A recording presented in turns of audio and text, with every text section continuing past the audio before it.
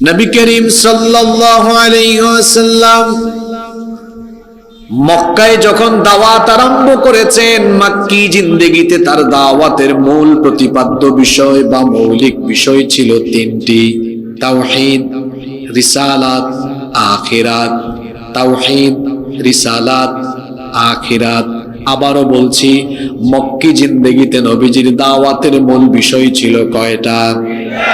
তাওহীদ, রিসালাত, আখিরাত। আল্লাহর নবী যখন আখিরাতের কথা বলতেন, কিয়ামতের কথা বলতেন, মক্কার মুশরিকরা তখন বলতো, কি করে এটা সম্ভব? একদিন নাকি গোটা দুনিয়া তছনছ হয়ে যাবে, একদিন নাকি সব কিছু লন্ডভন্ড হয়ে যাবে। কি করে এটা সম্ভব? এত সুন্দর সবকিছু সাজানো গুছানো, কত সুন্দর সবুজ শ্যামল, কত সুন্দর উদ্ভিদ, কত সুন্দর নদী নালা, খাল বিল সাগর, এত সুন্দর করে যে পৃথিবী সাজানো গোছানো, কি করে এটা একদিন লন্ডভন্ড হবে?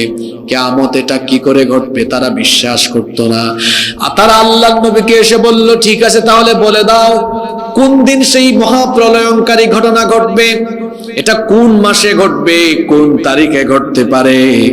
আল্লাহর নবীকে তারা এসে যখন এই কথা বলল, আল্লাহর নবী তো আল্লাহর শেখানো ভাষা ছাড়া কখনো কথা বলেন না, কারণ আল্লাহর নবীরা নিজে থেকে বানিয়ে কোনো কথা বলেন না। আল্লাহ তাআলা বলছেন, ওয়ামা ইয়ানতিকু আনিল হাওয়া ইন হুয়া ইল্লা ওয়াহয়ু ইউহা। আমার নবী তার মনোবৃত্তির অনুসরণ করে তিনি কোনো কথা বলেন না। আমি যা ওহী হিসাবে পাঠাই তিনি কেবলমাত্র তাই বলে থাকেন। যখন মুশরিকরা নবীজিকে জিজ্ঞেস করলো কোন মাসের কোন তারিখে কখন কিয়ামত অনুষ্ঠিত হবে, আল্লাহ বললেন, ও নবী তাদেরকে আপনি জবাব দেন। কোরআনে কারীমে আল্লাহ তাআলা বলছেন, ইয়াসআলুকান নাসু আনিস সাআ, তারা আপনাকে বলে কখন সেই কিয়ামতের ঘটনা ঘটবে, আপনি জবাব দেন, কুল ইন্নামা ইলমুহা ইনদাল্লাহ,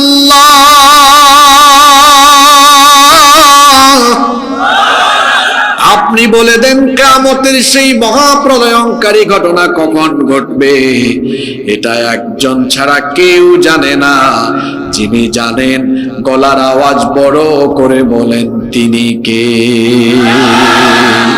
তিনি ছাড়া কেউ জানে না কিয়ামত কোন দিন হবে। আমরা কি কেউ জানি? আমরা কি বলতে পারবো 2040 সালে, 2050 সালে কিয়ামত হয়ে যাবে? এমন করে সুনির্দিষ্ট কথা পৃথিবীর কেউ বলতে পারবে? তবে তবে মুহাম্মাদুর রাসূলুল্লাহ সাল্লাল্লাহু আলাইহি ওয়াসাল্লাম তিনি বলেছেন, আমি তোমাদেরকে কিয়ামতের আলামত বলে দিতে পারবো। কিয়ামত হওয়ার আলামত, লক্ষণগুলো তোমাদেরকে বলে দিতে পারবো। নবীজি বলেছেন, কিয়ামত নিকটবর্তী হয়েছে পৃথিবীতে আমার আগমনের কারণে, কারণ আমার পরে তো পৃথিবীতে কোনো নবী নাই, রাসূলও নাই। কিন্তু এই যে প্রাণওয়ালারা এটা এখানে রাখছেন কেন? এটা দিয়ে পেশাব পায়খানা করে এটার পানি ব্যবহার করা মুসলমানের জন্য জায়েজ হবে না, ফালাই দেন। এটা কাদিয়ানীদের পণ্য, কাদিয়ানীদের কোনো পণ্য ব্যবহার করা যাবে। এই যে খুতবার সময় এক ভাই এখানে রাখছিল, এই জন্য আমি এটা রাগ করে নিচে রাখছিলাম, এবার ফালাই দিলাম। এটা ফালাই দিবেন, এটা পান তো করবেনই না, পেশাব পায়খানা করে এই পানি খরচ করাও যাবে। এরা কাফির, এদেরকে যারা কাফির বলে না এরাও কাফির। কাদিয়ানীদের সাথে আমাদের কোনো সম্পর্ক, তারা এই দেশে বসবাস করবে, থাকবে, কোনো অসুবিধা নাই, কিন্তু অমুসলিম পরিচয়ে থাকতে হবে। মুসলমানের পরিচয় দিয়ে তারা থাকতে পারবে। আমি যেখানে ছিলাম সেখানে চলে যাচ্ছি। নবীজি বলেছেন, আমার আগমন হওয়ায় কিয়ামত কাছে চলে এসেছে। নবীজি বলেছেন, আনা ওয়াসসাআতু কাহাতাইনি।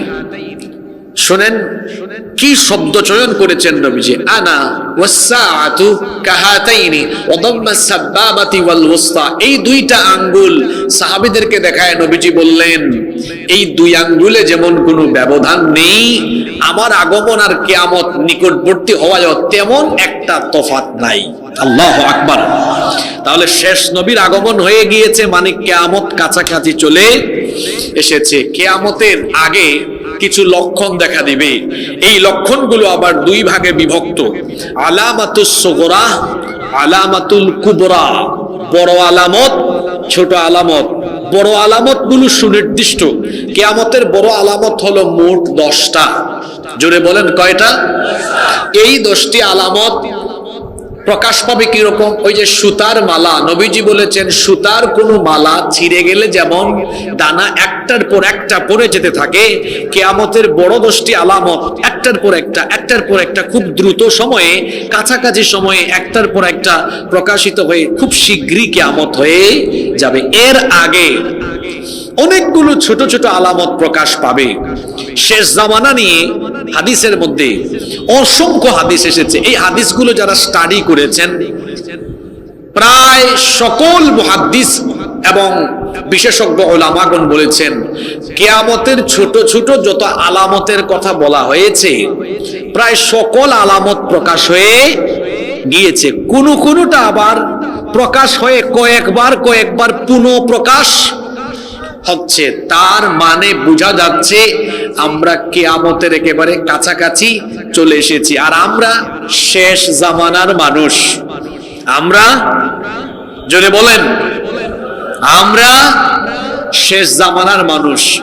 এই শেষ নবীর উম্মতের সম্মান অন্যান্য সকল নবীর উম্মতের চাইতে কম না বেশি?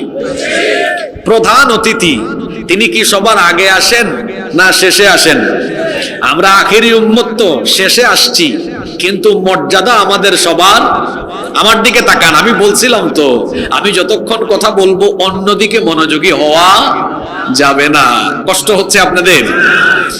শেষ জামানার মানুষ হিসাবে আমাদের সম্মান অন্য সকল উম্মতের চাইতে কম না বেশি? বেশি সম্মান পেতে হলে কষ্টও করতে হবে। জোরে বলেন, কষ্ট করতেও হবে। বেশি সম্মানিত এমনি এমনি হওয়া যায় না, এর পিছনে কঠোর পরিশ্রম লাগে, কঠোর সাধনা করতে হয়। কঠোর সাধনা ছাড়া বেশি সম্মানিত হওয়া যায়। আমাদের আগের যুগের উম্মতরা, এদের সম্মানের চেয়ে, এদের মর্যাদার চেয়ে আমাদের সম্মান মর্যাদা অনেক। কত বেশি শুনেন, কত বেশি শুনেন। আল্লাহ নবী বলেছেন, আমার উম্মতকে দিয়ে আল্লাহ তাআলা কিয়ামতের দিন জান্নাত উদ্বোধন করবেন। আমার উম্মত জান্নাতের ভেতরে যাবে না যতক্ষণ অন্যান্য নবীর উম্মতেরা জান্নাতের অনেক বাহিরে জান্নাতে যাওয়ার জন্য অপেক্ষা করে দাঁড়িয়ে থাকবেন ততক্ষণ। ওদেরকে ওয়েটিং সিরিয়ালে রেখে আমরা ঢুকে যাব। সুবহানাল্লাহ পড়তে ইচ্ছে করে না? আপনারা দাঁড়ায় থাকেন, অন্য নবীর উম্মতদেরকে দাঁড় করায় রাখা আল্লাহ আমাদেরকে আগে বলবেন, মুহাম্মদুর রাসূলুল্লাহ সাল্লাল্লাহু আলাইহি সাল্লামের উম্মতরা কোথায়, আসো তোমাদেরকে দিয়ে জান্নাতে একটু উদ্বোধন করে, তোমরা আগে যাও, বাকিরা পরে যাবে। সুবহানাল্লাহ। তো সম্মান আমাদের কম না বেশি? এই জন্য আগের যুগের নবীরা নবী না হয়ে আমাদের নবীর উম্মত হতে চেয়েছেন। সুবহানাল্লাহ। কারণ এই নবীর উম্মত হতে পারা সৌভাগ্যের ব্যাপার, আর আমরা তো না চাইতেই হয়ে গেলাম। এজন্য আমরা গলার সব শক্তিটাকে একত্রিত করে একটু আল্লাহর শুকরিয়া জানাই, বলেন না আলহামদুলিল্লাহ। তা আমি তো সম্মান বেশি পেলাম, কষ্টও করতে হবে বেশি। কষ্ট কেমন বেশি? আমার দিকে তাকান। এত সম্মান পাইতে হলে আপনাদেরকে অনেক সাধনা করতে হবে, কারণ আগের যুগের চাইতে এখনকার যুগে ফিতনা কম না বেশি? জোরে বলতে হবে, কম না বেশি? এটা হলো পৃথিবীর সবচাইতে ভয়াবহ ফিতনার যুগ। আমাদের আগে যারা 1000, 2000, 3000 বছর আগে যে নবীর উম্মতরা পৃথিবীতে ছিলেন, তারা অত ফিতনা দেখেন নাই। তারা কি টিভি পেয়েছেন, মোবাইল পেয়েছেন, ইন্টারনেট পেয়েছেন, ফেসবুক, ইউটিউব, ইনস্টাগ্রাম পেয়েছেন? কিছুই নাই তাদের হাতে। ফিতনা কম ছিল না বেশি ছিল? এখন ফিতনা কেমন? আপনারা বলেন, এখন ফিতনা কেমন? শেষ জামানায় আমরা অন্ধকার রাতের ফিতনার মতো ঘন গভীর ফিতনায় পড়ব। এজন্য আমরা এই ফিতনায় নিজেদের ঈমান ঠিক রাখতে পারলে আমাদের পুরস্কারও বেশি। আল্লাহ বলেছেন, অন্যান্য সব নবীর উম্মত থেকে আমি তোমাদেরকে সবচাইতে বেশি সম্মান আর মর্যাদা পুরস্কার দিয়ে দিব। সুবহানাল্লাহ। তবে এই ভয়াবহ ফিতনার সময়ে শেষ জামানায় ঈমানের উপরে টিকে থাকতে, শেষ জামানায় আমলের চাইতে ঈমান বাঁচানো অত্যন্ত কঠিন কাজ হয়ে, এটা কি আমার কথা? এটা কি আমার কথা? তিরমিজি শরীফের হাদিস, হাদিসের বর্ণনাকারী সাহাবী হচ্ছেন আনাস ইবনে মালিক রাদিয়াল্লাহু আনহু। তিনি বলছেন, ইয়াতি আলান নাসি জামান, খুব শীঘ্রই এমন এক জামানা, এমন এক যুগ আসবে, আস-সাবিরু ফীহিম আলা দীনিহি কাল কাবিদু আলাল জাম।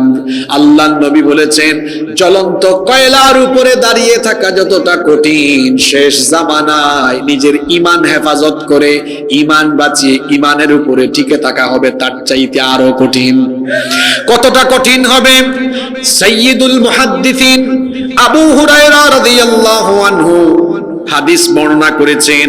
আল্লাহর নবী বলেছেন, তোমরা শেষ জামানায় অন্ধকার ঘন কালো ফিতনা আসার আগেই তোমরা সতর্ক হয়ে যাও। কারণ হলো সেই সময় এমন ভয়াবহ ফিতনা দুনিয়ায় আরম্ভ হবে। ইউসবিহুর রাজুলু মুমিনান ওয়া ইউমসি কাফিরা, সকালবেলা একজন লোক মুমিন থাকলেও ফিতনায় পড়ে সন্ধ্যার আগে বিকেল বেলা কাফির হয়ে যেতে পারে। শুধু তাই নয়, ওয়ায়ুমসি মুমিনান ওয়া ইউসবিহু কাফিরা, সন্ধ্যাবেলা রাতের বেলা কোনো ব্যক্তি মুমিন থাকলেও রাতের বেলা ফিতনায় পড়ে গিয়ে সকালবেলা কাফের হয়ে যেতে। ১৫০০ বছর আগে আল্লাহর নবীর বলা কথাগুলো আজ কি করে বাস্তবায়ন হতে চলেছে দেখেন। কি করে মানুষ ঈমানের পথ থেকে সরে গিয়ে বেঈমান হয়ে যায়। সকালে ফজরের নামাজ আদায় করেছে, ফজরের নামাজ আদায় করে ঈমানদারের বেশে ঈমানদার হয়ে কিন্তু অফিসে গিয়েছে, অফিসে গিয়ে সুদ খেয়ে ঘুষ খেয়ে চুরি ডাকাতি দুর্নীতি করে বিকালবেলা বাসায় আসার আগে বেঈমান হয়ে বাসায় এসেছে। কি ভয়ঙ্কর ফিতনার জামানা। যুবক রাতের বেলা বাড়িতে ঘুমিয়েছে ঈমান নিয়ে, এশার নামাজ কিংবা রাতের বেলা মাহফিলে এসে ঈমানের হালতে বাড়িতে গিয়েছে, কিন্তু ঘুমানোর আগে ফোন হাতে নিল। ফোন হাতে নিয়ে সেখানে অশ্লীলতা, বেহায়াপনা, নোংরামি আর জেনার সাগরে ডুব দিয়ে দিল। রাতের বেলা ছিল ঈমানদার, কিন্তু সারা রাত জিনার সাগরে ডুব দিয়ে সকালবেলা বেঈমান আর কুফরিতে নিমজ্জিত হয়ে গেল। বলেন তো দেখি, এই জামানাটা সহজ না কঠিন? এই জন্য নবীজি বলেছেন, শেষ জামানার উম্মতের মর্যাদা যেমন বেশি, ঠিক তেমনি ভাবে শেষ জামানার উম্মতের উপরে পরীক্ষা আর ফিতনা আসবে কম না বেশি? ওইদিকে কারে দেখেন, আমি একটু তাকাই আপনাদের সাথে। হ্যাঁ, তাকাই থাকি, কি আছে এখানে, দেখি দেখি তো কি কি কি কি দেখতেছেন এখানে? ক্লাসের ভালো ছাত্র কখনো সে টিচারের বাহিরে অন্য কোনো দিকে মনোযোগী হয়? আমি তো রংপুরের নতুন না, বহুত পুরান। গত ৭-৮ বছর ধরে তো আসি। রংপুরের মানুষ খুব মেধাবী, বিচক্ষণ, নম্র, ভদ্র, মনোযোগী, অতিথিপরায়ণ, আচার আচরণে অমায়িক। এখানে একটু ব্যতিক্রম লাগে কেন? মিঠা পুকুরের মানুষ মিঠা হবে, তিতার মতো আচরণ কেন করেন? হ্যাঁ, তারপরে কি নামও তো সুন্দর, রানী পুকুর, রাজা পুকুর আছে নাকি এখানে? তো সব রানী নিয়ে আপনারা বসে আছেন, তাই না? তারপরে চেতনাগঞ্জ, সুন্দর নাম। চেতনাগঞ্জের মানুষের ভেতরে কোরআনের চেতনা থাকা লাগবে। কোরআনের চেতনাধারী যারা, কোরআনের আলোচনায় বসলে বাহিরে চেতনা যায় না। আপনাদের চেতনা মনোযোগ এখন এখানে না অন্যদিকে? কথা বলেন, মনোযোগী থাকবেন তো? তো কত গুরুত্বপূর্ণ কথা চলে যাচ্ছে। সময় তো এমনি চলে যায়, এটাকে বেঁধে রাখা যায় না। এর মধ্যে আবার মাঝখান দিয়ে ডিস্টার্ব করেন কেন? সম্মানিত উপস্থিতি, বলছিলাম শেষ জামানার উম্মতের পুরস্কারও বেশি, পরীক্ষা আর ফিতনায় পড়ার সম্ভাবনাও। শেষ জামানার মানুষ আমরা, ঈমান বাঁচানো অনেক কঠিন। সাংঘাতিক কঠিন। ডানেও ফিতনা, বামেও ফিতনা, সামনেও ফিতনা, পিছনেও ফিতনা। এ যেন ফিতনার জেলখানায় আমরা বন্দী হয়ে গিয়েছি। ভয়াবহ এই ফিতনা থেকে আজ নিজের ঈমানকে সেফ রাখা, এটি হচ্ছে একটি ভয়াবহ চ্যালেঞ্জ। এই দুরূহ চ্যালেঞ্জ মোকাবেলার জন্য আমাদের সকলকে ঈমানের সম্বল নিয়ে প্রস্তুত থাকতে হবে। কত সাংঘাতিক জামানা, সে জামানায় কোন কোন ফিতনা আসবে, আর এই ফিতনা থেকে নিজেকে কেমনে বাঁচাবো। কত দয়া করেছেন আমাদের নবী, তিনি সব কিছু আল্লাহর নির্দেশে আমাদেরকে জানিয়ে গিয়েছেন যেন আমরা সতর্ক হয়ে যাই। আলহামদুলিল্লাহ। তাহলে আমরা সতর্ক হওয়ার দরকার আছে না নাই? কেমন ফিতনা আসবে শুনেন। আল্লাহর নবী বলেছেন, শেষ জামানায় সৎ যোগ্যতা সম্পন্ন আমানতদার নেতৃত্বের বিপরীতে দেখা যাবে সেখানে অযোগ্য অপদার্থ নেতৃত্ব গোটা দুনিয়ায় চলমান হয়ে যাবে। এখন বলেন তো, গোটা দুনিয়ার বেশিরভাগ জায়গায় অসৎ নেতৃত্ব, অযোগ্য নেতৃত্বের সংখ্যা কম না বেশি? আল্লাহর নবী বলেছেন, আ'আযাকাল্লাহু মিন ইমারাতিস সুফাহা, মূর্খ এবং নির্বোধ লোকদের নেতৃত্ব থেকে আমি তোমাদের জন্য আল্লাহর কাছে পানাহ চাই। সাহাবীরা বললেন, মা ইমারাতুস সুফাহা, মূর্খ এবং নির্বোধ লোকদের নেতৃত্ব আবার কেমন হবে? আল্লাহর নবী বললেন, উমারাউ ইয়াকুনুনা বা'দি লা, আল্লাহর নবী বললেন, উমারাউ ইয়াকুনুনা বা'দি লা ইয়াক্তাদুনা বিহাদি ওয়া লা ইয়াস্তান্নুনা বিসুন্নতি। আল্লাহর নবী বলেছেন, আমার পরে পৃথিবীতে এমন শাসক দল বের হবে যারা আমার দেখানো তরিকা, আমার দেখানো পথ, আমার দেখানো রীতিনীতি তরিকা বাদ দিয়ে তারা নিজেদের বানানো কিংবা শয়তানের দেখানো পথ মত আর রীতিনীতি গ্রহণ করে নিবে। ফামান সাদ্দাকাহুম বিকাদিবিহিম ওয়া আ'আনাহুম আলা যুলমিহিম, যারা ওই মূর্খ, নির্বোধ, অযোগ্য, অপদার্থ শাসকদের নেতৃত্বকে সাপোর্ট দিবে, সমর্থন করবে, সত্যায়িত করবে এবং তাদেরকে জুলুমে যারা সহযোগিতা করবে, আল্লাহর নবী বলেছেন, ফাউলাইকা লাইসু মিন্নি ওয়া লাস্তা মিনহুম, তারা আমার উম্মত নয়, আমিও তাদের কেউ নই। কি ডেঞ্জারাস কথা! তারা আমার কেউ না, আমিও তাদের। এরা কারা? অযোগ্য, অপদার্থ লোকদের নেতৃত্ব যারা গ্রহণ করবে, এদের সাথে যারা চলাফেরা করবে।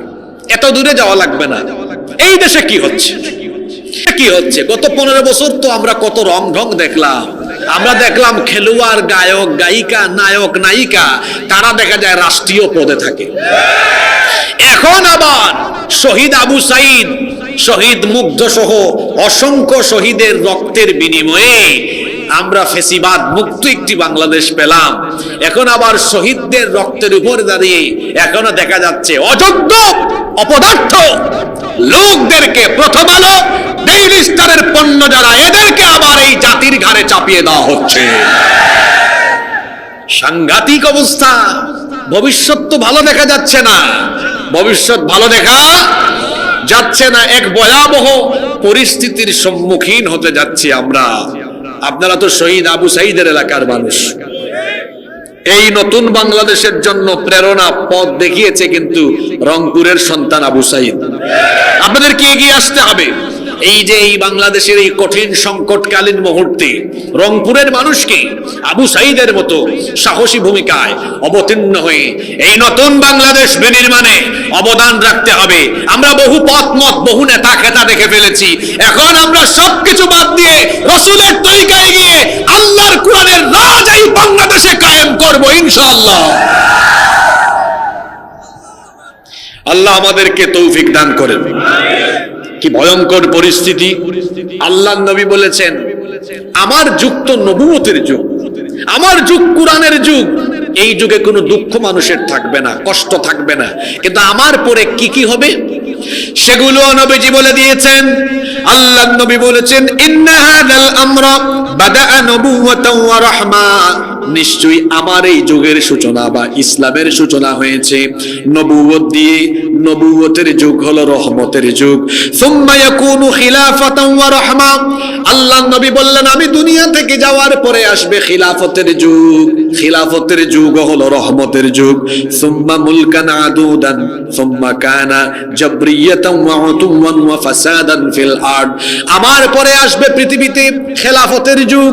খেলাফতের পরে আসবে রাজতন্ত্রের যুগ। জীবিত থাকাকালীন নবীজি যে কথাগুলো বলে গিয়েছিলেন পৃথিবীতে সেগুলো ঘটেছে কি ঘটে নাই? আরো জোরে বলেন, ঘটেছে কি ঘটে নাই? নবীজির পরে নবীজি বলেছেন আসবে খিলাফতের যুগ, ছিল খেলাফতের যুগ। নবীজি বলেছেন খেলাফতের যুগের অবসান ঘটবে, আসবে মুলুকিয়ত, আসবে রাজতন্ত্রের যুগ। এরপরে আসলো রাজতন্ত্রের যুগ। তারপরে নবীজি বললেন অতঃপর আসবে এক ভয়াবহ ফিতনার যুগ। সেখানে জালিম স্বৈরাচারীরা, সন্ত্রাসীরা, ডাকাতরা শাসন কার্য পরিচালনা করবে। সেই সময় মানুষের উপরে জুলুম হবে। এটা হলো বর্তমান জামানার রূপ। আল্লাহর নবী ১৫০০ বছর আগে যে কথাগুলো বলে গিয়েছেন আজকের যুগের সাথে কথাগুলোর মিল আছে না নাই? আরো জোরে বলেন, মিল আছে না নাই? আল্লাহর নবী বলেছেন গোটা পৃথিবীতে ফিতনা, ফাসাদ, বিশৃঙ্খলা, অন্যায়, খুন, রাহাজানি, লুণ্ঠন, লুটতরাজ, জুলুম, বেবিচার, অশ্লীলতা, বেহায়াপনা, নোংরামি, এক কথায় অন্যায়, অনাচার, পাপাচার, এই সব কিছুতে গোটা সমাজ পরিপূর্ণ হয়ে যাবে। কিন্তু এই অন্যায়, পাপাচার, দুরাচারে পরিপূর্ণ সমাজে ইমানদারদেরকে ইমানের পথে চলতে যতই ফিতনা আসুক না কেন, এই ফিতনার সময়ে ভয়াবহ ফিতনার সম্মুখীন হয়েও ইমান হারা হওয়া যাবে না। ইমানের পথে টিকে থাকা লাগবে। কারণ একজন মুমিনের সবচাইতে বড় সম্বলের নাম হলো, আরো জোরে বলেন, মুমিনের জীবনের সবচেয়ে বড় পাথেয়, সবচাইতে বড় সম্বল হলো ঈমান। কারণ ঈমান না থাকলে পরে জান্নাতের ফয়সালা হবে না। এই জন্য একজন ঈমানদার তার জীবনের গুরুত্বপূর্ণ সম্পদ। এই ঈমানের জন্য প্রয়োজনে সে মরতে পারে, তারপরেও সে ঈমান হারা হতে পারে না। ঈমানের পথে থাকতে গিয়ে ঈমানদার প্রয়োজনে জীবন দিয়ে শহীদ হবে, তারপরেও সে ঈমানের পথ থেকে বিচ্যুত হবে। ফিতনার যুগ আসবে, জুলুমের যুগ আসবে। এটা ১৫০০ বছর আগে বলে গিয়েছেন মুহাম্মদুর রাসূলুল্লাহ, বলেন সাল্লাল্লাহু আলাইহি ওয়াসাল্লাম। এখন আসেন তো কি কি ফিতনা হবে? আল্লাহর নবীর বলা কথাগুলো মিলায় নি আমাদের সমাজের সাথে, দেখি কতটা মিলে। আল্লাহর নবী বলেছেন সায়াতি আলা উম্মতি জামান, খুব শীঘ্রই এমন এক জামানা আসবে ইয়াকসুরু ফীহিল কুরআ, কোরআনের কারির সংখ্যা বেড়ে যাবে, তেলাওয়াতকারীর সংখ্যা বাড়বে, কোরআন পাঠকের সংখ্যা বাড়বে, এরা শুধু কোরআন পড়বে। ওয়া ইয়াকিল্লুল ফুকাহা, কিন্তু ফকিহের সংখ্যা কমে যাবে, কোরআন বুঝে এমন মানুষের সংখ্যা কমে যাবে। ওয়া ইউকবাদুল ইলম, এইভাবে করে ইলম উঠায় না হবে।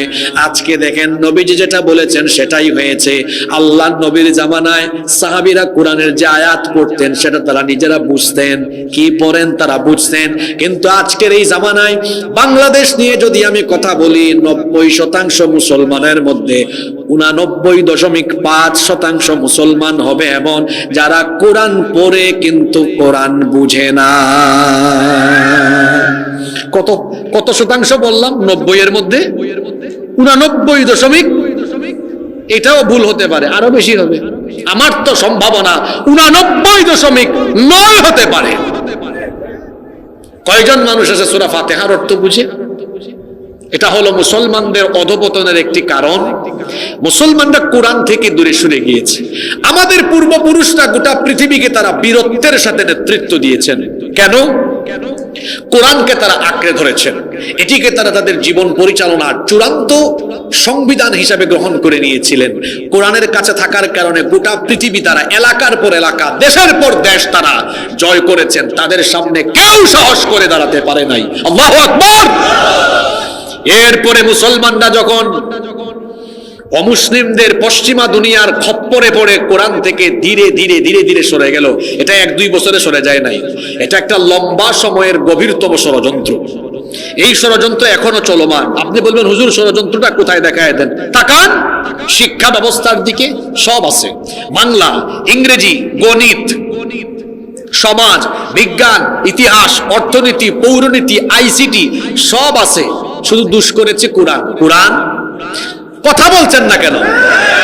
আপনাদেরকে দ্বীনের পথ থেকে বিচ্যুত করার এটা একটা ভয়াবহ ষড়যন্ত্র, চক্রান্ত। কারণ মুসলমানের সন্তানরা কোরআন পড়লে, কোরআনের পথ বুঝলে, মুসলমানরা আগের মতো আবার পৃথিবীতে সাহসী হয়ে ঘুরে বেড়াবে। গোটা দুনিয়া তারা দাপটের সাথে চলবে, গোটা দুনিয়াকে তারা নেতৃত্ব দিবে। এটা অমুসলিমরা চায়? অমুসলিমরা চায়? এজন্য তারা এমন প্ল্যান, পরিকল্পনা আমাদেরকে দিয়েছে, আর আমাদের মধ্য থেকে কিছু লোককে তারা টোপ হিসাবে ব্যবহার করে তাদের তৈরি করা সকল পরিকল্পনা, ষড়যন্ত্র খুব চমৎকার ভাবে প্ল্যান ওয়াইজ তারা বাস্তবায়ন করে চলেছে, যার কারণে মুসলমানদের সংখ্যা এখন বেশি, মারও খায়। জোরে বলেন, মারও খায়। অতীতে অর্ধেক দুনিয়া শাসন করেছেন আমাদের এমন বীর পুরুষও ছিলেন। ওমর ইবনুল খাত্তাব রাদিয়াল্লাহু আনহু, তখন কি মুসলমানদের সংখ্যা এখনের চাইতে কম ছিল না বেশি ছিল? তো এত কম মুসলমান দিয়া কিভাবে তিনি পৃথিবী শাসন করলেন? আমরা মনে করি ভোটার বেশি হলে, ক্ষমতা বেশি হলে শাসন করা যায় খুব বেশি। নো, এটা ভুল। এরকম হইলে তো বাংলাদেশে এখন হুজুররা চালাইতো। কারণ বাংলাদেশে আমাদের সব হুজুরদের ফ্যান ফলোয়ার একত্রিত করলে কেউ এর ধারে কাছে আসতে পারবে? একটার ইলেকশনে দাঁড় করায় দেন, 100 ভোটও পাবে। কেন পাবে না? তাদের সামনে যারা ঠিক ঠিক ঠিক বলে চিল্লায়, এরা গরু ছাগলের মতো। ইলেকশন আসলে গরু ছাগলের দামও অনেক বেশি, এরা হাঁস মুরগের ডিমের মতো কিংবা মুরগির দামে বিক্রি হয়। ঠিক আছে কথা? আমাদের বহু হুজুরদের সমাবেশে দেখবেন লক্ষ লক্ষ মানুষ। একটু ভোটে দাঁড় করায় দেন, তাহলে বুঝা দিল সংখ্যা দিয়ে শুধু পারা যায়। সংখ্যা দিয়ে পারা গেলে এই যে কি ফারুকি একটারে বানাই দিল, কি উপদেষ্টা, তার বউ দিয়ে সে ব্যবসা করে, এই লোকটা হলো বাংলাদেশে অপসংস্কৃতি আমদানির মূল হোতা। এর বিরুদ্ধে বাংলাদেশের বেশিরভাগ মানুষ, তারপরেও সে কিভাবে থাকলো? কারণ শুধুমাত্র সংখ্যা দিয়ে পারা যায় না, সংখ্যার চাইতেও গুরুত্বপূর্ণ হলো গুরুত্বপূর্ণ প্রতিষ্ঠানের নিয়ন্ত্রণে থাকা। অত প্রথম আলো আর ডেইলি স্টারের মাল। প্রথম আলো আর ডেইলি স্টার যেভাবেই হোক খপ্পরে ফেলায়া বর্তমান উপদেষ্টা পরিষদকে দাঁড় করিয়ে দিয়েছে। সংখ্যা দিয়ে কখনো পৃথিবীকে নেতৃত্ব কেউ দিতে পারে নাই, দিয়েছে তাদের প্রজ্ঞা দিয়ে, জ্ঞান দিয়ে, বিচক্ষণতা আর সাহসিকতা দিয়ে। বলছিলাম ওমর রাদিয়াল্লাহু আনহুর কথা। তার সময় মুসলমানদের সংখ্যা এখনকার মতো না, বহুত কম, বহুত কম না? এত কম মানুষ দিয়ে গোটা পৃথিবী দাপিয়ে বেরিয়েছেন। ওমরের নাম শুনলেই তামাম দুনিয়ার কাফেররা থর থর করে কেঁপেছে। এটা কি শুধু সাহসিকতার গুণে? আরেকটা শক্তি আছে, এটা হলো কোরআনের শক্তি। জোরে বলতে হবে, কিসের শক্তি? আরে এটা ওহীর জ্ঞান, ওহীর জ্ঞান। এই জ্ঞানে আমাদের পূর্বপুরুষরা এই জ্ঞান অর্জন করে তারা কোরআনের জ্ঞানে গুণী হয়েছিলেন বলে গোটা পৃথিবীকে তারা জ্ঞানগত যোগ্যতা আর জ্ঞানগত যোগ্যতার কারণে, কোরআনের জ্ঞানের কারণে এসেছিল আল্লাহর তরফ থেকে অসীম সাহস। কোরআনের জ্ঞান, অসীম সাহস আর বীরত্ব দিয়ে গোটা পৃথিবী তারা কাঁপিয়েছেন, দাপিয়ে বেরিয়েছেন। এখন সংখ্যা এত বেশি, এরপরে এটা মুসলমানরা ফুটবলের মতো লাথি খায় কেন? এর একটাই কারণ, মুসলমানের সংখ্যা এখন যেমন বেশি, তেমনি কোরআন জানে না এমন সংখ্যাও। কথা ঠিক আছে? এখান থেকে আমাদের বের হয়ে আসা লাগবে না? তাহলে বোঝা গেল শেষ জামানায় উম্মত একটা ফিতনায় পড়বে। সেই ফিতনা হলো কোরআন থেকে দূরে থাকার ফিতনা, কোরআন থেকে দূরে থাকার ফিতনা। এখন আপনারা আমাকে বলেন তো, এই ফিতনায়, এই পরীক্ষায় বর্তমানে আমরা আছি না নাই? জোরে বলতে হবে, আছি না নাই? তো এই ফিতনা থেকে কি আমাদের বের হয়ে আসতে হবে না? জোরে বলেন, বের হয়ে আসতে হবে না? আসেন একটু ক্যালকুলেটর করি, কিভাবে বের হয়ে আসবো। একটু ক্যালকুলেটর বের করি, একটু হিসাব করি, তারপরে বলে দেই কিভাবে আমরা এই ফিতনা থেকে বের হতে পারবো। এই কোরআনে আয়াত আছে ৬,২৩৬টা, ৬,২৩৬টা। এখন আসেন, আমরা তো বাংলা ভাষা ছাড়া অন্য ভাষা অনেকে বুঝি না। আলেমরা তো আরবি ভাষা বুঝেন বলে তারা আরবি মূল কিতাবগুলো পড়েন। আমরা কি করব? আমরা যারা আরবি জানি না। এখন তো আলহামদুলিল্লাহ বাংলায় ট্রান্সলেট করা অনেক তাফসির বাজারে পাওয়া যাচ্ছে।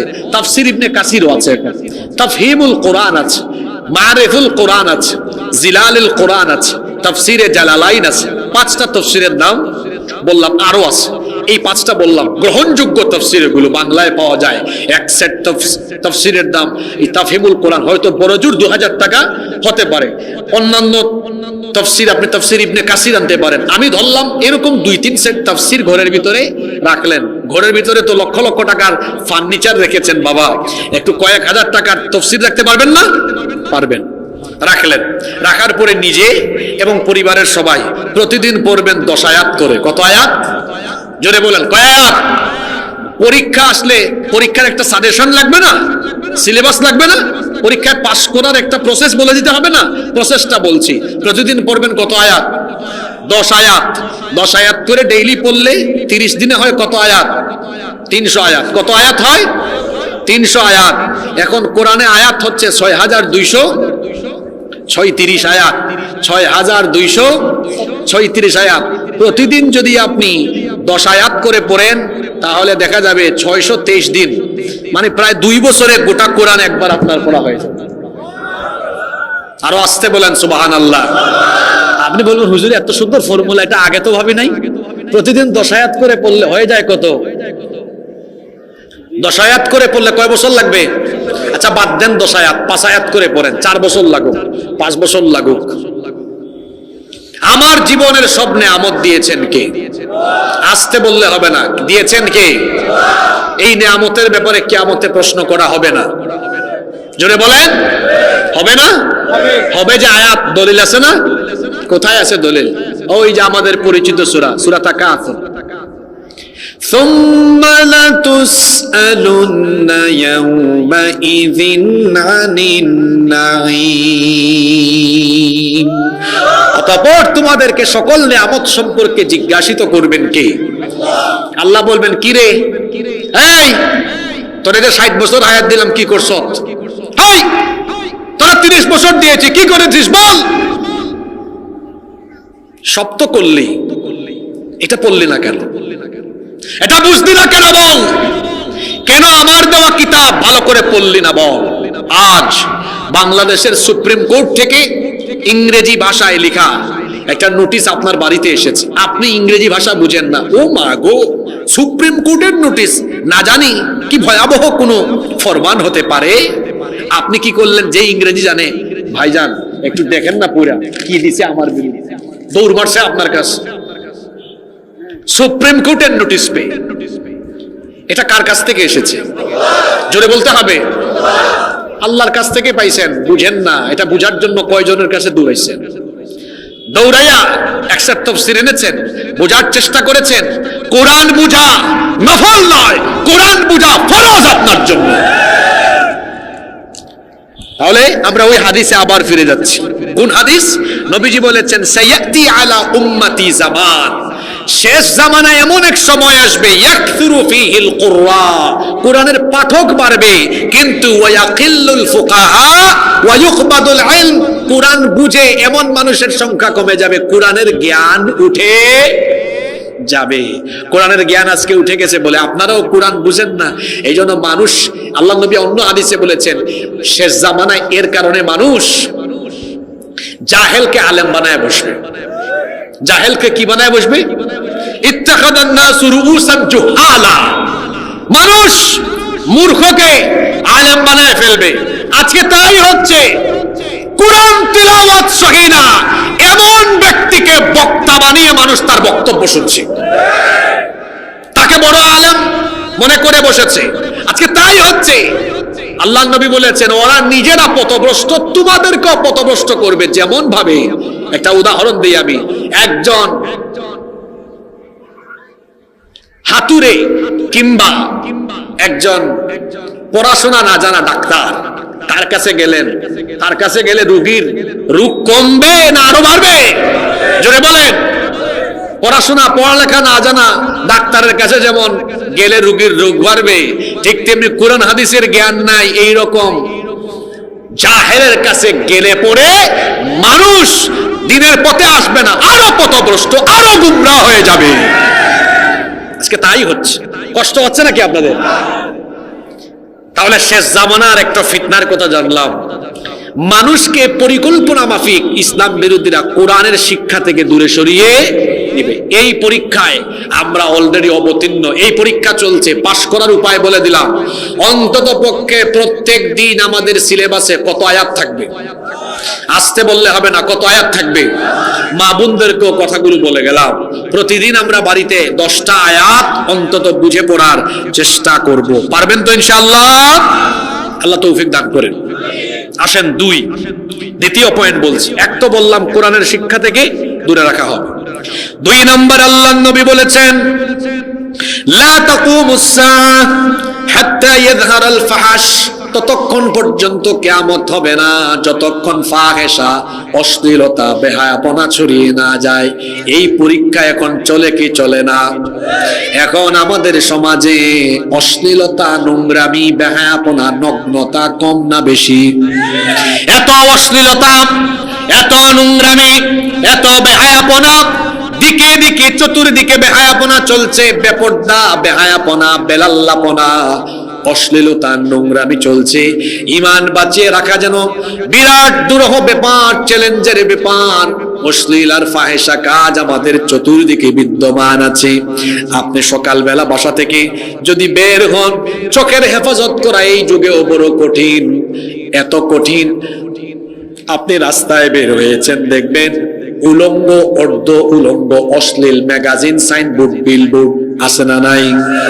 ঘুম থেকে উঠে একটু দেশের খবর জানবেন, পত্রিকা হাতে নিয়েছেন, সেখানেও দেখবেন বিভিন্ন নগ্ন, অর্ধ নগ্ন ফটো দিয়ে বসেছে।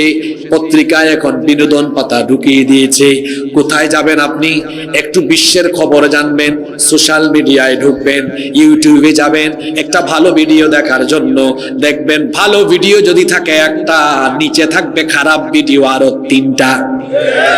এটা বড় চ্যালেঞ্জের ব্যাপার। এখন নিজের চক্ষুকে হেফাজত করা, অশ্লীলতা থেকে নিজেকে বাঁচিয়ে রাখা, বেহায়াপনা থেকে নিজেকে বাঁচিয়ে রাখা, এটা এই শেষ জামানায়, আখিরি জামানায়, ফিতনার জামানায় কঠিন না সহজ? নিজেকে অশ্লীলতা থেকে বাঁচানো এখন কঠিন না সহজ? দিকে দিকে চলছে অশ্লীলতা, দিকে দিকে চলছে বেহায়াপনা। বরং বিভিন্ন সমাজে, বিভিন্ন রাষ্ট্রে এখন রাষ্ট্রীয়ভাবে অশ্লীলতাকে প্রমোট করে দেওয়া হচ্ছে, অশ্লীলতাকে বাধ্যতামূলক করে দেওয়া হচ্ছে। আল্লাহ যেটা করেছেন হালাল, ওরা সেটা রাষ্ট্রীয়ভাবে করে দিয়েছে হারাম। আগে ঠিক কইেন না, আগে বুঝেন কথাটা কি বলেছি।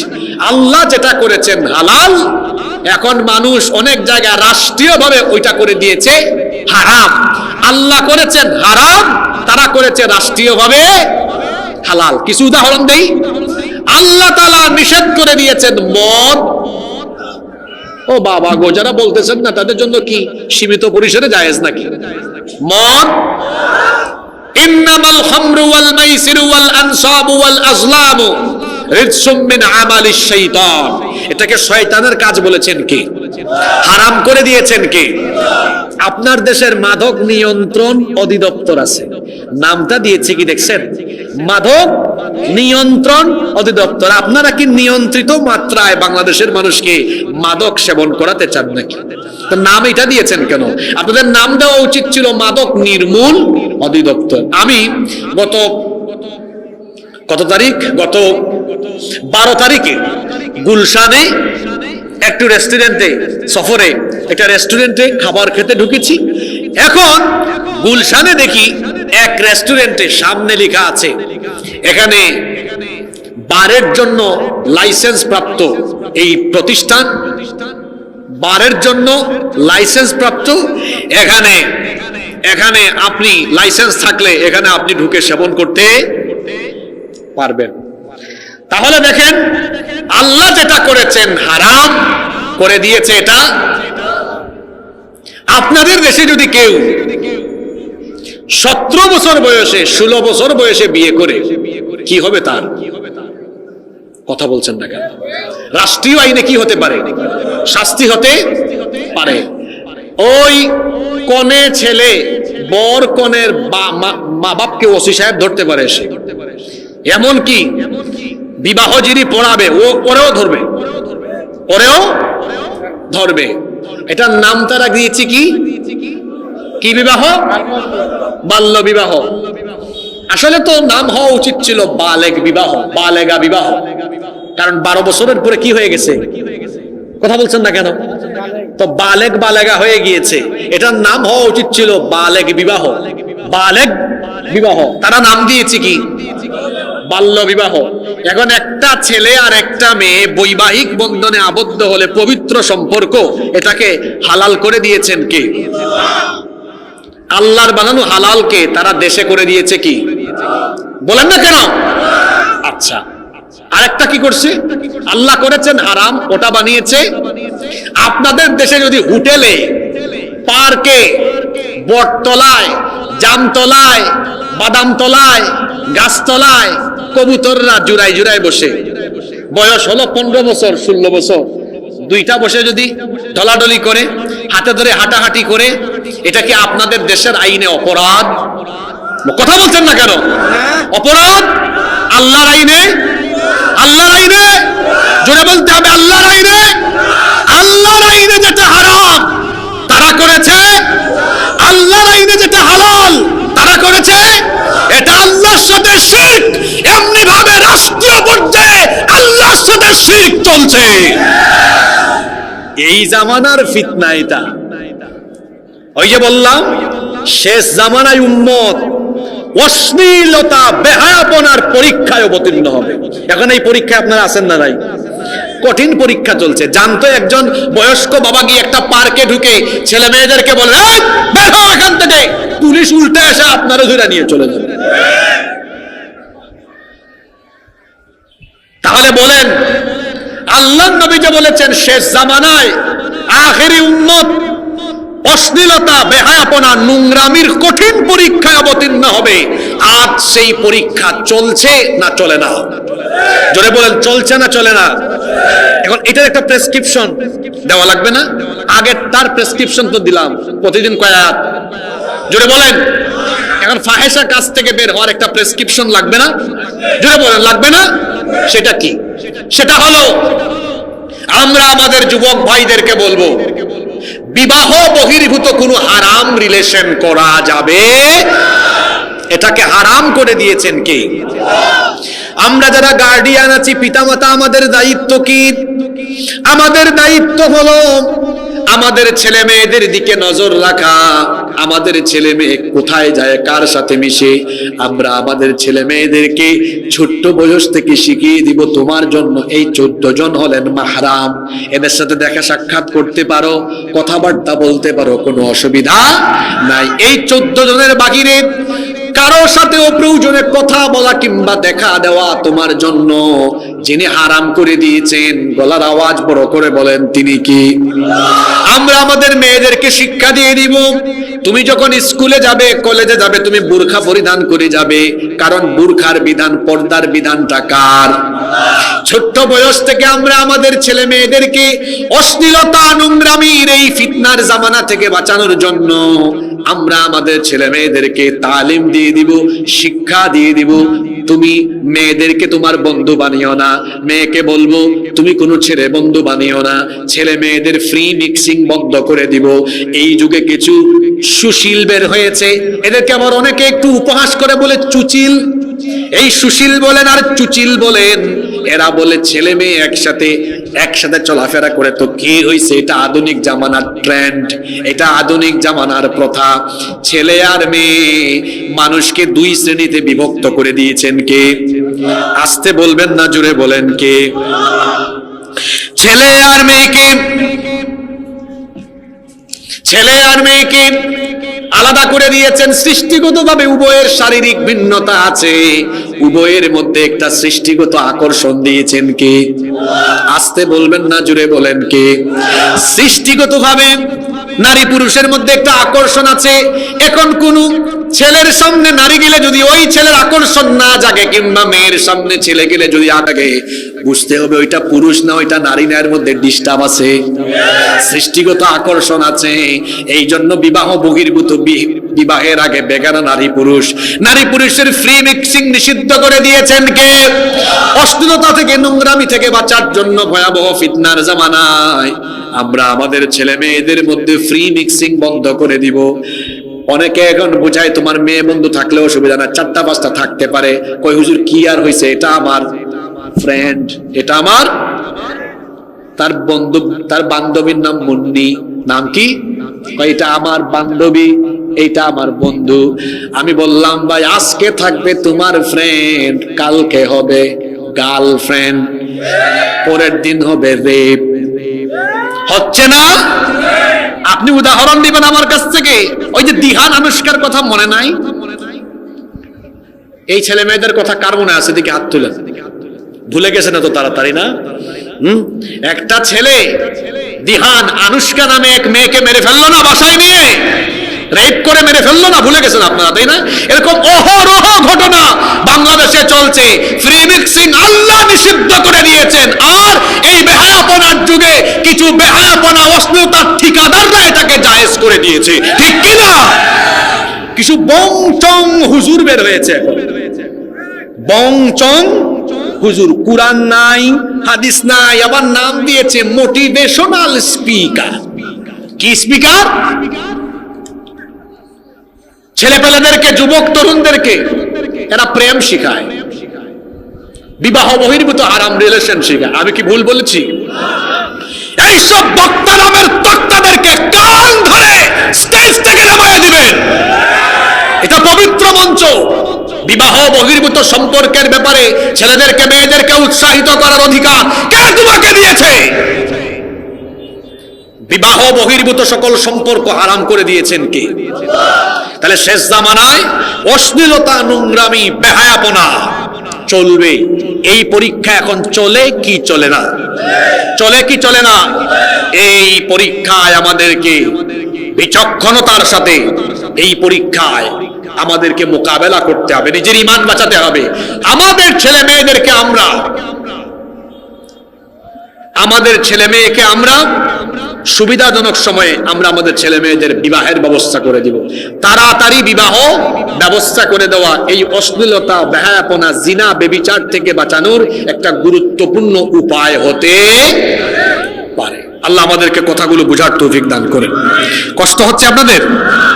এরপরে আসেন নাম্বার 3 নাম্বার, আল্লাহর নবী বলেছেন শেষ জামানায় আরো একটি ভয়াবহ ফিতনা চলবে। সেই ফিতনা হলো এমন, শেষ জামানায় ঘুষখোর বাড়বে, সুদখোর বাড়বে, গান বাজনা বাড়বে। সুদ তো এখন নাই গো, সুদ এখন নাই। আমার দেশে এমন বহু মানুষ আছে যারা আজান হলে নামাজের একদম সামনের কাতারে থাকে, আবার এরা এলাকার সুদের লিস্ট করা হলে সুদি কারবারেও এদেরকে সামনের কাতারে বসানো লাগবে। সুদ একটি ভয়াবহ মারাত্মক কবিরা গুনাহ। আল্লাহর নবী বলেছেন যে ব্যক্তি সুদ গ্রহণ করলো, সুদের সাথে সম্পৃক্ত থাকলো, আল্লাহর নবী বলেছেন সুদের তো 70টার বেশি গুনাহ আছে, তার মধ্যে সর্বনিম্ন গুনাহ হলো নিজের মায়ের সাথে জিনা করা। আবার অন্য হাদিসে এসেছে, নবীজি বলেছেন যে ব্যক্তি মাত্র 1 দিরহাম সুদ গ্রহণ করলো, কত দিরহাম? আরো জোরে বলেন, কত দিরহাম? যে ব্যক্তি 1 দিরহাম সুদের কারবারের সাথে যে কোনো ভাবে সম্পৃক্ত হলো, ওই ব্যক্তি 36 বার জিনা করার সমান অপরাধ করলো। কতবার? কতবার? সুদ এখন আছে না নাই? আর ঘুষ তো নাই। এটার নাম দিয়েছে অনেকগুলা। নাম দিয়েছে কি জানেন? টেবিল মানি, স্পিড মানি, নাম দিয়েছে বকশিশ, নাম দিয়েছে কমিশন। আর কোন নাম আছে নাকি? হাদিয়া, ঠিক আছে। তারপরে নাম দিয়েছে চায়ের পয়সা, পানের পয়সা। স্পিড মানি, টেবিল মানি কেন? মানে যত স্পিডে আপনি আমারে দিবেন, অত স্পিডে কাজ শেষ হয়ে যাবে। ঘুষখোরের জন্য জাহান্নাম হারাম করে দিয়েছেন কি? ঘুষ চলছে, ঘুষ ছাড়া যেন এখন কোনো কাজ হয় না, ফাইল এক টেবিল থেকে অন্য টেবিলে যায় না। তারপরে কি, গান আর বাজনা, এটা তো এখন প্রতিটি পরিবারে বাধ্যতামূলক হয়ে গিয়েছে, তাদের গান বাজনা ছাড়া বিয়ের অনুষ্ঠান উদ্বোধনী হয় না। ঠিক আছে কথা? আপনারা খুব ভদ্র মানুষ, যেটা করেন ওইটা আবার ঠিক বলে স্বীকার করে ফেলেন। বেশিরভাগ মুসলিম পরিবারে এখন বিবাহের অনুষ্ঠান আরম্ভ হয় কি দিয়ে? আচ্ছা, বিবাহ কি শুধু সামাজিক অনুষ্ঠান না ইবাদত? জোরে বলেন, শুধু কি সামাজিক অনুষ্ঠান না ইবাদত? এটা শুধু সামাজিক অনুষ্ঠান নয়, এটা হলো একটা ইবাদত। এখন বিয়ের মতো একটা ইবাদত, একটা পবিত্র কাজ আরম্ভ হচ্ছে গান বাজনার মতো অপবিত্র জিনিস দিয়ে। একটা ছেলে আর মেয়ে যখন বৈবাহিক জীবন আরম্ভ করে, তখন তাদের দাম্পত্য জীবনের শুরুতে তারা এই অপবিত্র গান বাজনা দিয়ে তারা তাদের দাম্পত্য জীবন শুরু করলো। আল্লাহর কসম, প্রোডাকশন হিসাবে এদের ঘরে যে ছেলে মেয়েগুলো আসবে, এগুলো থাকদিনা দিন দিন ঝাঁকানাকা ঝাঁকানাকা মার্কা সন্তান হবে, কারণ শুরুটা তো ভালো ছিল। তাহলে এই ফিতনায় পড়লাম আমরা। প্রেসক্রিপশন কি? প্রেসক্রিপশন হলো আমাদের প্রত্যেকের ঘরে গান বাজনাকে আমরা চূড়ান্ত ভাবে নিষিদ্ধ করে দিব। পারবো কিনা? সুদ ঘুষের সাথে কোন ধরনের সম্পর্ক রাখা যাবে? কয়টা পয়েন্ট বললাম? এই তিনটা কি এখন চলে না চলে না? জোরে বলতে হবে, চলে না চলে না? 4 নাম্বার, নবীজি বলেছেন শেষ জামানায় ফিতনার আরেক জায়গা হবে মসজিদ। ফিতনার জায়গা হবে কি? এখন আপনারা আমাকে বলেন, মসজিদ কি ফিতনার জায়গা না ইবাদতের জায়গা? আল্লাহর নবী বলেছেন লা তাকুমুস সাআহ, ততদিন পর্যন্ত কিয়ামত হবে না, হাত্তা ইয়াতাবাহান নাসু ফিল মাসাজিদ, যতদিন না মানুষ তাদের মসজিদ নিয়ে পরস্পর বড়াই করবে, গর্ব করবে, অহংকার করবে। দেখেন আজকে এটা শুরু হয়ে গিয়েছে। এক গ্রামের মানুষ অন্য গ্রামের মানুষের সাথে মসজিদ নিয়ে বড়াই করে, গর্ব করে, বলে তোমাদের মসজিদ হলো 60 লক্ষ টাকা দিয়ে বানানো, আমাদের মসজিদ হলো 1 কোটি টাকা দিয়ে বানানো। এই রকম পরস্পর প্রতিযোগিতা চলে, গর্ব চলে, বড়াই চলে, অহংকার চলে। আল্লাহ নবী বলেছেন এদের মসজিদগুলো বাহিরে হবে সুন্দর, বাহিরে হবে ফিটফাট, মসজিদের ভেতরের অবস্থা হবে সদরঘাট। এত সুন্দর সুন্দর মসজিদ, শেষ জামানার মসজিদ সুন্দর কিন্তু মুসল্লি অসুন্দর, ব্যবস্থাপনা অসুন্দর। আল্লাহ নবীর সময় মসজিদ ছিল কাঁচা, মুসল্লি ছিল পাকা, আর আমাদের মসজিদ হয়েছে পাকা, মুসল্লির অভাবে মসজিদ পড়ে থাকে এখন ফাঁকা। কিন্তু বললে তো রাগ করে ফেলবেন, এখন তো মানুষের অভাব নাই। দেখা যাবে 20 মিনিট পরে আসরের নামাজে কয়জন পাওয়া যায়। ওইটা হলো ইমানের আসল পরীক্ষা। ওয়াজ শোনা হলো নফল, আর নামাজ আদায় করা হলো। আর জুড়ে বলেন, আমার দেশের মানুষ নফলের দিকে বেশি না ফরজের দিকে বেশি? ওরে বাবা রে, নফলের দিকে বেশি। আবার যদি বলেন ভাই আপনি জান্নাত চান কিনা, 1 টাকা তো নিচে থাকবে না। দেখেন একটু দেখাই কারা কারা জান্নাত চান। জান্নাত তো সবাই চান, হাত নামান। যদি বলেন আসেন ভাই মসজিদে যাই, কয় আমার একটু ডিস্টার্ব আছে, লুঙ্গিতে কাপড়ের সমস্যা, কাপড় ঠিক নাই। তো ঠিক নাই, ওটা পড়ছেন কেন? আছে না নাই? একটা তালাবদ্ধ বাড়ি, তালা দেওয়া, ওটাতে ঢুকতে